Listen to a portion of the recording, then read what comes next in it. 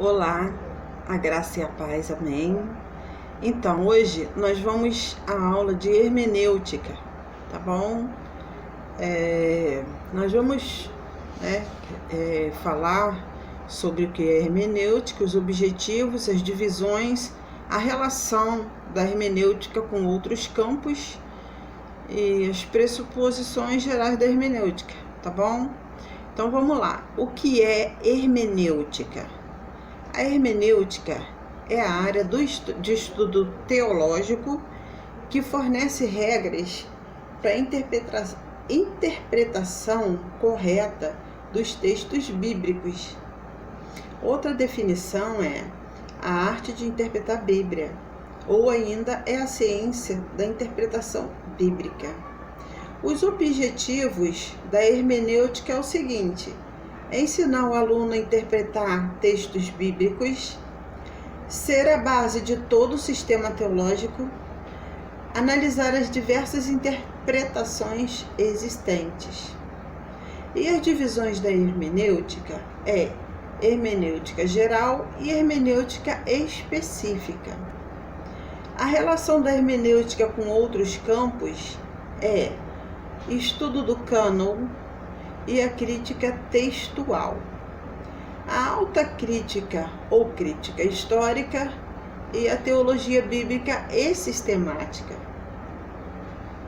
Pressuposições gerais da hermenêutica. O que é uma pressuposição? O filósofo Hilton Japiaçu define o termo da seguinte forma: algo que se toma como previamente estabelecido como base ou ponto de partida para um início ou argumento. Uma pressuposição não é demonstrada por meios de argumentos, é apenas aceita. Outra definição é: pressuposição é uma afirmação ou ponto de vista que tomamos como base para um conjunto de argumentos ou teoria que nos propomos a desenvolver. Como que você supõe uma coisa, né? Você lê, você supõe. E antes de você ler, se você supõe, você está pressupondo. Então, toda ciência tem pressuposições, né? Deixa eu falar primeiro sobre a outra definição da pressuposição. Ela é uma afirmação ou ponto de vista que tomamos como base para um conjunto de argumentos ou teoria que nos propomos a desenvolver. Bom, toda ciência tem pressuposições. Quais as principais pressuposições da hermenêutica? A Bíblia tem autoridade espiritual e normativa. Pressuposição. A Bíblia tem autoridade espiritual e normativa. Fontes existentes. Fontes, autoridade existente. A fonte, instituição e tradição. A fonte da razão, a fonte da experiência, a fontes paralelas, a fonte bíblica. Como analisar a autoridade bíblica em alguns casos? Primeiro caso: uma pessoa age como quem tem autoridade e a própria passagem explica se o ato é aprovado ou não. Exemplo: Gênesis 3, versículo 4a, parte A. Serpente fala com autoridade. 2 Samuel, capítulo 7, versículo 3. Natã manda Davi construir um templo para Deus. Veja o contexto. Versículo 4, 17. Então vamos ver aqui, tá bom? Então vamos lá. 2 Samuel capítulo 7, no versos 4 a 17, diz assim: porém, sucedeu naquela mesma noite que a palavra do Senhor veio a Natã dizendo: vai e diz a meu servo Davi, assim diz o Senhor: edificar-me-ás uma casa para minha habitação? Porque em casa nenhuma habitei desde o dia em que fiz subir os filhos de Israel do Egito até o dia de hoje, mas andei em tenda e em tabernáculo. E em todo lugar em que andei, todos os filhos de Israel, falei porventura alguma palavra a alguma das tribos de Israel, a quem mandei apacentar o meu povo de Israel, dizendo: por que não me edificais uma casa de cedro? Agora, pois, assim dirás ao meu servo Davi: assim diz o Senhor dos Exércitos: eu te tomei da malhada de detrás das ovelhas, para que fosses o soberano sobre o meu povo, sobre Israel. E fui contigo, por onde quer que foste, e destruí os teus inimigos diante de ti, e te fiz grande o teu nome, como o nome dos grandes que há na terra. E preparei lugar para o meu povo, para Israel, e o plantarei, para que habite no seu lugar, e não mais seja removido, e nunca mais os filhos da perversidade o aflijam como dantes. E desde o dia em que mandei que houvesse juízes sobre o meu povo, Israel, a ti, porém, te dei descanso de todos os seus inimigos. Também o Senhor te fez saber que te fará casa. Quando teus dias forem completos e vieres a dormir com teus pais, então farei levantar depois de ti um dentre a tua descendência, o qual sairá das tuas entranhas, e estabelecerei o seu reino. Este edificará uma casa ao meu nome, e confirmarei o trono do seu reino para sempre. Eu lhe serei por pai, e ele me será por filho. E se vier a transgredir, castigá-lo-ei com vara de homens e com açoites de filhos de homens. Mas a minha benignidade não se apartará dele, como a tirei de Saul, a quem tirei de diante de ti. Porém, a tua casa e o teu reino serão firmados para sempre diante de ti. Teu trono será firme para sempre. Conforme a todas essas palavras e conforme a toda esta visão, assim falou Natã a Davi. Amém? Bom, segundo caso, né? Primeiro caso, né? Nós falamos sobre o profeta Natã e Davi, autoridade bíblica. E vamos ao segundo caso agora. Uma pessoa age com atitude de autoridade, e a passagem não mostra aprovação nem reprovação. Nesse caso, a atitude precisa ser julgada com base naquilo que o restante da Bíblia ensina sobre o assunto. Exemplo: Ló tem relação sexual com suas filhas. Gênesis 19, de 30 a 38. O voto de Jefté, Juízes 11, 30. A mentira de Raabe, Josué 2, versículo 2. Então vamos lá.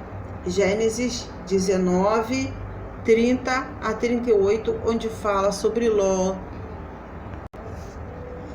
Vocês veem que em Gênesis 30, 38 diz assim: e pôs estas varas que tinha descascado em frente aos rebanhos nos canos e nos bebedouros de água, onde os rebanhos vinham beber, para que concebessem quando vinham beber.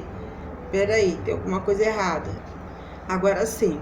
Eu tinha colocado Gênesis 30, é Gênesis 19, tá bom? Gênesis 19, versículo 30, diz assim: e subiu Ló de Zoar e habitou no monte, e as suas duas filhas com ele, porque temia habitar em Zoar. E habitou numa caverna com ele e as suas duas filhas. 31. Então a primogênita disse a menor: nosso pai já é velho, e não há homem na terra que há entre nós, segundo o costume de toda a terra. Vem, demos de beber vinho a nosso pai, e deitemo-nos com ele, para que em vida conservemos a descendência de nosso pai.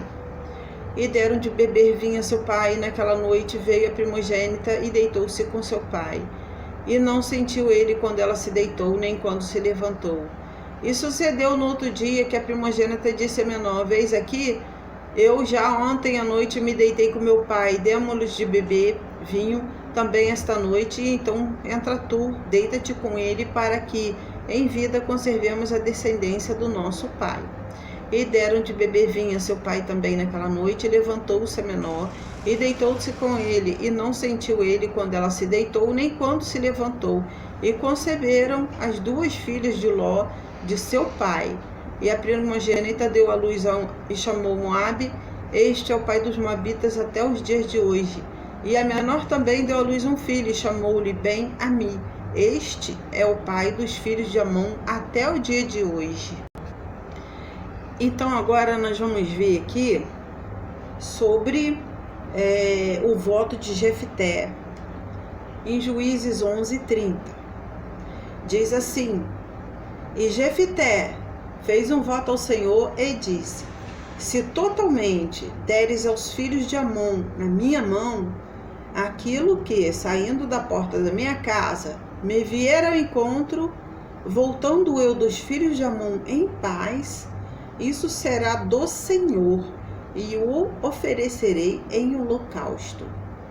Assim, Jefté passou os filhos de Amon a combater contra eles, e o Senhor os deu na sua mão. E os feriu com grande mortandade desde Aroê até chegar a Minite, 20 cidades, e até Abel-Queramim. Assim foram subjugados os filhos de Amon diante dos filhos de Israel. Vindo, pois, Jefté a Mispá, sua casa, eis que sua filha lhe saiu ao encontro com adufes e com danças, e era ela a única filha, não tinha outro, nem filho nem filha. E aconteceu que, quando a viu, rasgou as suas vestes e disse: ah, minha filha, muito me abateste, e estás entre os que me turbam, porque eu abri minha boca ao Senhor, e não tornarei atrás. E ela lhe disse: meu pai, tu deste a palavra ao Senhor, faze de mim conforme prometeste, pois o Senhor te vingou dos teus inimigos, os filhos de Amon. Disse mais a seu pai: concede-me isto, deixa-me por 2 meses que vá e desça pelos montes, e chore a minha virgindade, eu e minhas companheiras. E disse ele: vai, e deixou-a ir por 2 meses. Então foi ela com as suas companheiras e chorou a sua virgindade pelos montes. E sucedeu que, ao fim de 2 meses, tornou ela para o seu pai, o qual cumpriu nela o seu voto que tinha feito, e ela não conheceu o homem. E daí veio o costume de Israel, que as filhas de Israel iam de ano em ano lamentar por 4 dias a filha de Jefté, ou gileadita. Então, vocês veem que Deus, ele não aceita sacrifício humano. E Jefté, ele não tinha outro filho nem outra filha. Ele, por certo, deveria continuar a sua geração, casar sua filha, e que a sua filha lhe desse netos, e dali iniciasse uma geração, né, de Jefté. Só que Jefté, eles levavam muito a sério. Conforme ele foi criado no meio de, né, a sua mãe era idólatra, era prostituta, então ele foi criado nesse meio onde eles faziam sacrifícios humanos. Então, para ele, isso tinha que ser cumprido, porque ele prometeu a Deus, Deus o fez vencedor e ele teria que fazer. E holocausto, não há outra definição a não ser queimar até os ossos, tá bom? Queimar tudo, não, porque existia 2 tipos de sacrifício, né? O sacrifício no altar pelo pecado, o sacrifício de holocausto. O holocausto era queimar tudo. Tinha uma parte em que eles comiam, né? Queimava gordura para Deus e o restante era comido pelos sacerdotes. Mas o holocausto não. O holocausto, ele tinha que ser todo queimado. E assim ele fez com a sua filha. Sua filha foi chorar nos montes a sua virgindade, porque ela jamais conheceria um homem, ela jamais teria filho, ela jamais iria se casar, porque ela havia aceitado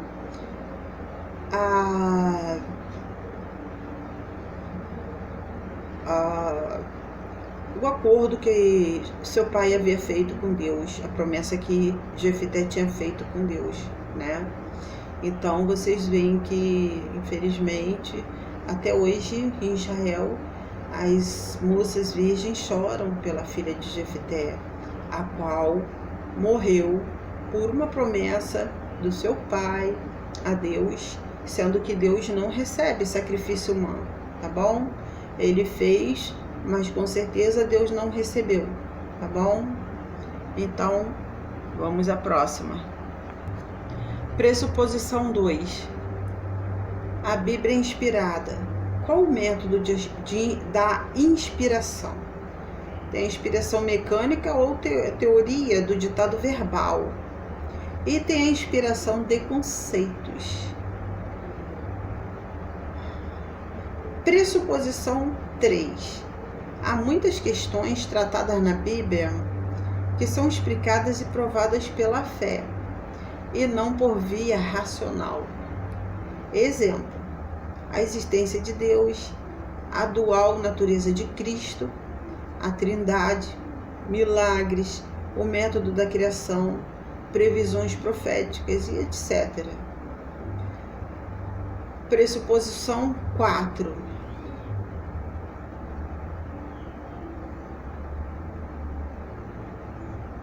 É necessária a influência espiritual para uma correta compreensão das Escrituras.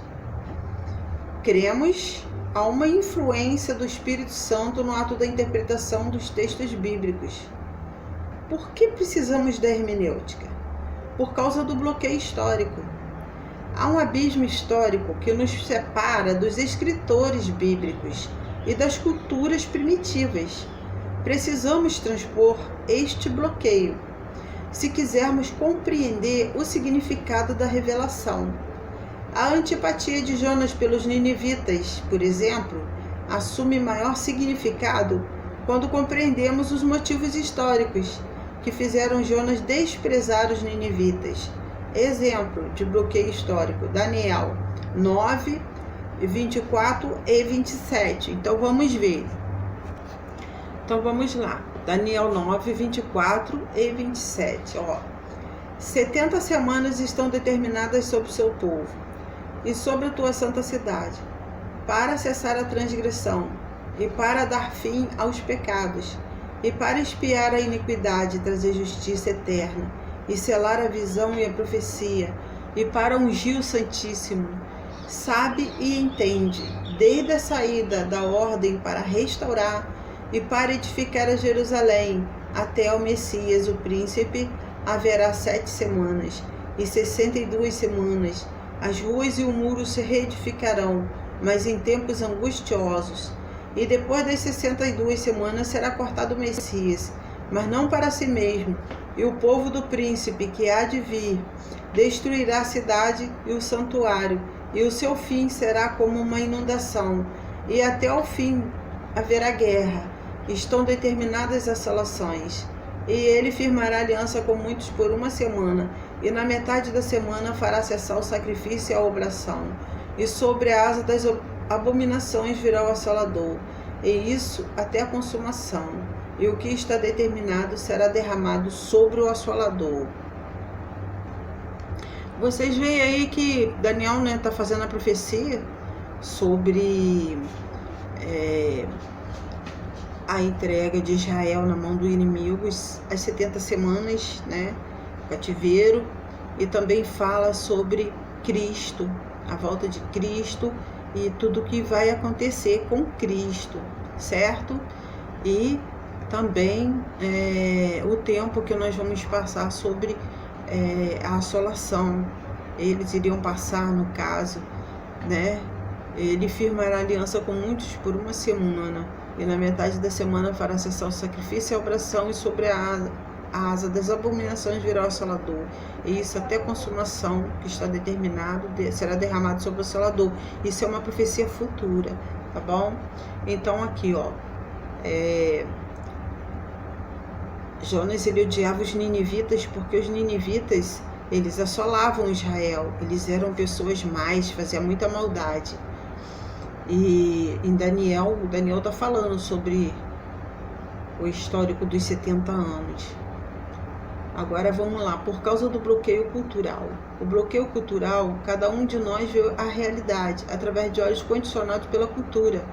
O conjunto de valores culturais, científicos e ideológicos de uma cultura é o que chamamos de cosmovisão. A cosmovisão da cultura bíblica é diferente em muitos pontos da cultura atual. Para entendermos algumas passagens da Bíblia, precisamos compreender a cosmovisão das culturas bíblicas, como entender, por exemplo, 1 Coríntios 14, 34. Vamos ver aqui. 1 Coríntios 14:34. Olha bem, as vossas mulheres estejam caladas nas igrejas, porque não lhes é permitido falar, mas estejam sujeitas, como também ordena a lei. Então aqui eles estão, como é que você vai interpretar? Eu já vi várias interpretações, né? Mas aqui está falando sobre uma cultura, um costume do povo judeu, que as mulheres, elas não tinham direito de falar dentro da igreja. Tipo, as mulheres, elas tinham restrições, não podia ficar falando com o homem. E a mulher, ela só podia falar em casa com o esposo. Era um costume deles. Então, ali Paulo já falava, as mulheres estejam caladas nas igrejas, porque as mulheres procuravam questionar os maridos dentro da igreja. Então, ele, né, exortou as mulheres para isso, porque para elas não trazerem assunto ou algum questionamento pessoal aos esposos dentro da igreja, que fosse falar em casa, tá bom? Será que esta recomendação se aplica nos mesmos termos ao dia de hoje? Como era a visão primitiva do universo? Como eram os relacionamentos sociais? A forma de se vestir, de comercializar, de se educar? Exemplo, Mateus 24:17 e Mateus 10:27. Vamos dar uma olhada. Diz assim, Mateus 24:17: quem estiver sobre o telhado, não desça a tirar alguma coisa de sua casa. Agora vamos ver Mateus 10:27. Em Mateus 10:27 diz assim: o que vos digo em trevas, dizei-o em luz, e o que escutai ao ouvido, pregai-o sobre os telhados. Então agora nós vamos ver o que fala sobre isso, tá bom? Princípio da interpretação 4. Considere o pano de fundo histórico e cultural da Bíblia. Ali tem muita cultura, muito simbolismo, muito figurativo. Então, para você entender o que eles estão falando, você precisa entender a sua cultura. Olha só, o bloqueio linguístico. A Bíblia foi escrita em hebraico, aramaico e grego. 3 línguas que possuem estruturas e expressões idiomáticas muito diferentes da nossa própria língua. Estamos habituados a escrever e pensar com frases em nossa língua na sequência sujeito, verbo, predicado. Essa forma de raciocínio e escrita não existe nas línguas primitivas. No grego não existe a sequência do sujeito, verbo e predicado. Existe ainda diferença nas estruturas verbais, na forma de se organizar as frases, etc. A língua é um grande obstáculo para a interpretação bíblica. Precisamos considerar também que as línguas evoluem. O português de hoje possui expressões irreconhecíveis para o português do século XV e vice-versa. A língua é dinâmica e constitui-se como um obstáculo a ser vencido na interpretação das escrituras. O bloqueio filosófico. Cada cultura tem uma forma específica de teorizar a realidade, o sagrado, o divino, etc. É importante nós compreendermos a filosofia de cada cultura para que possamos entender parte dos seus comportamentos sociais e religiosos. A filosofia de uma cultura influencia profundamente sobre seus comportamentos sociais, políticos, econômicos e religiosos.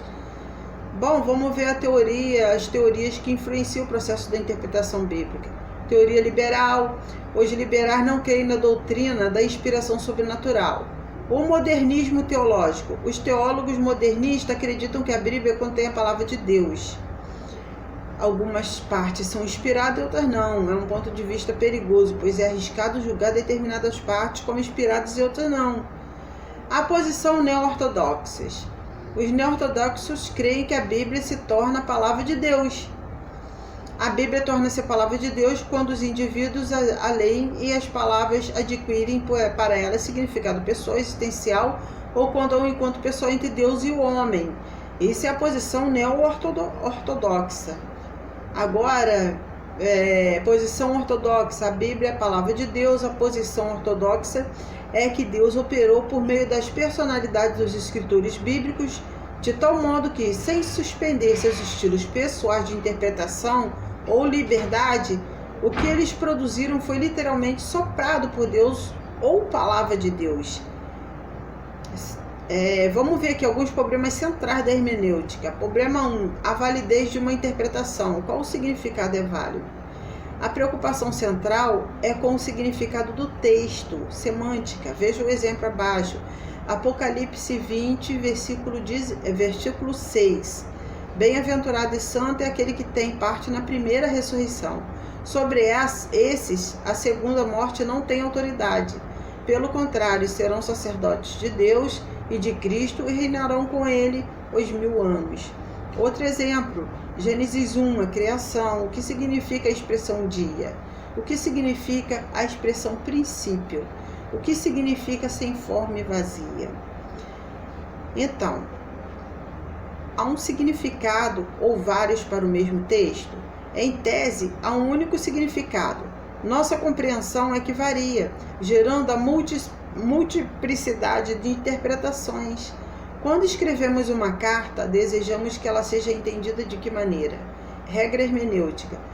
Para todo texto, há uma única interpretação e sentido, porém, várias aplicações. O que é aplicação? A aplicação está relacionada à necessidade do leitor. Ela produz a relação entre a necessidade e o texto que está sendo analisado. Necessidades sentimentais, crise de relacionamento, carências afetivas, solidão, necessidades materiais e físicas, saúde, crises financeiras, desemprego, dúvidas, necessidades intelectuais, conhecimento, esclarecimento, necessidades espirituais, unidade, fervor, dons espirituais, melhoria de relacionamento. Problema 2, interpretações, literal e figurativa e simbólica. O que é literal? Por meio dos exemplos abaixo, entenderemos o que é uma interpretação literal. Olha só, as 3 sentenças seguintes trazem a palavra coroa, sendo usada em 3 dimensões diferentes. Literal, foi colocada uma coroa na cabeça do rei. Figurado, um pai exalta com o filho, diz: na próxima vez que me chamar de coroa, você será castigado. Simbólico, ver Apocalipse 12, 1. Tá, vamos ver. Apocalipse 12, 1. E viu-se um grande sinal no céu, uma mulher vestida do sol, tendo a lua debaixo de seus pés, e uma coroa de 12 estrelas sobre sua cabeça. Aí a coroa, tá vendo? Já é um outro sentido. Em 2 Reis 2, 23 e 24, o caso dos jovens que zombavam de Eliseu, a parábola do rico e Lázaro, Lucas 16, né? Parábola do rico e do Lázaro. O milênio no Apocalipse 20, capítulo 1, de 3 a 7. Aliás, versículo 1, 3 a 7. Versículo 1 a 3 e depois vai para o 7. Em todos os textos acima devemos anotar o sentido normal do texto. Não podemos alterar ou modificar as afirmações do texto. Fazer isso é desrespeitar o sentido literal que o texto requer no processo da interpretação. Nova regra hermenêutica: procure sempre adotar o significado literal do texto. Em caso de ser impossível adotar o significado literal, verifique se o texto comporta significado figurado. Se nem o sentido literal e figurado se adequaram à interpretação, adote o significado simbólico. Problema 3, inerrância bíblica. Trata-se aqui de provar que a Bíblia não tem falhas em seu conteúdo. Existem 2 posições importantes em relação à questão de inerrância bíblica. Os evangélicos ortodoxos, que acreditam que a Bíblia é totalmente sem erros, os evangélicos liberais, que creem que a Bíblia é sem erro toda vez que ela fala sobre questões de salvação e da fé cristã, mas pode possuir erros fatais nos fatos históricos e outros pormenores. Se admitirmos que a Bíblia tem erros, tal posição compromete todos os dogmas existentes. Tá? Exercício, as negações de Pedro. Regras de interpretação da Bíblia. Regras gerais são aquelas que se aplicam a todos os textos, são de caráter universal. Regras específicas são aquelas que servem apenas para um determinado tipo de texto. Tratemos de regras específicas para textos narrativos, parábolas, alegorias, profecias, poesias e etc. Princípio 1. Entenda como a intenção do significado do autor. Todo autor escreve com uma determinada intenção. A intenção é doutrinar, tratar de um problema, orientar uma liderança. Exemplo, qual a intenção das bem-aventuranças? Mateus 5. Qual a intenção de Paulo em Coríntios 14, 33, 34? Qual a intenção do autor em 1 Coríntios 11, 56? Então, meus amores, o importante na hermenêutica é você entender o que o autor está querendo passar. E para isso você tem que entender o modo de escrita, se ela é figurativa, se ela é literal, entendeu? Aí você tem que ver os costumes, a interpretação, comparar com outras Bíblias, com outras leituras para ver... comparar uma com a outra para dar um melhor entendimento. Então é assim que se pratica a hermenêutica. Você não pode errar, você tem que falar o que a Bíblia está falando. Então, para isso você precisa estudar os costumes, estudar o que o autor está tentando dizer.